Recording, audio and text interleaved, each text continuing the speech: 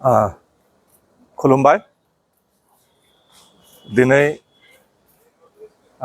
NI केसनि सानै Guwahati central जेलनिफ्राय जोंनि बे तेजपुर सिजिएम कर्टआव लाना फैदों। बिथांमोना एनआइ केसनिमोन सेन्ट्रेलनिफ्राय आसाम स्टेट गभर्नमेन्टआ आसाम स्टेटनि सिङाव लाबोनानै गावबागाव डिस्ट्रिक्ट मेजिस्ट्रेट जजनि आन्दाराव केसफोरखौ बिसार खालामनाय जागोन। बेनिखाय सेन्ट्रेलनिफ्राय स्टेटनि सिङाव लाबोबाय आरो गावबागाव जिल्ला हिसाबै जोंनि तेजपुरनि सानै बिष्णु नार्जारी आरो नितुल दैमारी बिथांमोनखौ दिनै तेजपुर सिजिएम कर्टआव लाना फैनाय जादों। दा सेन्ट्रेलनिफ्राय आसाम स्टेटआव केसफोरखौ लाबोनायनि थाखाय जों मानगोनां जोंनि चिफ मिनिस्टार हिमन्त बिश्व शर्मानिसिम रोजा रोजा साबायखर होदों आरो हम मिनिस्टार राजनाथ सिंह बिथांमोननिसिमबो अमित शाह बिथांनिसिमबो रोजा रोजा साबायखर थाबाय आरो मानगोनां जोंनि बिटिसिनि सिएम मानगोनां प्रमद बर' बिथांनिसिमबो रोजा रोजा साबायखर थाबाय।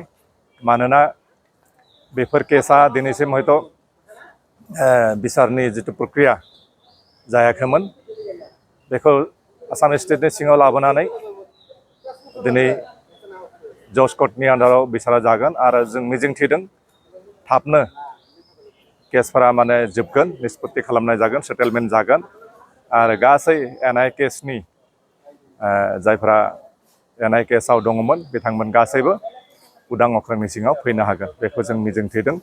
आरो गासैनिबोसिम जाय बिथांमोना बे केसखौ लाबोनो थाखाय सेन्ट्रेलनिफ्राय आसाम स्टेटआव लाबोनो थाखाय जि खामानिफोरखौ मावनानै होबाय, बेनि थाखाय रोजा रोजा साबायखर बावनानै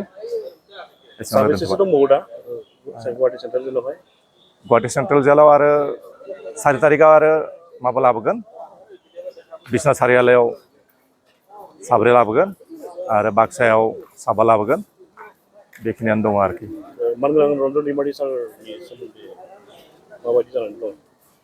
बिथांनि केसाथ' बिदि आन्डार ट्रायल केस गैला, सिबिआइ केसनि जिथुनिखि भार्डिक्ट होनानै दोनदों बेखौ जों सुप्रिम कर्टआव जिथुनिखि आपिल खालामदोंमोन बेखौ रिजेक्ट खालामना दोनदों।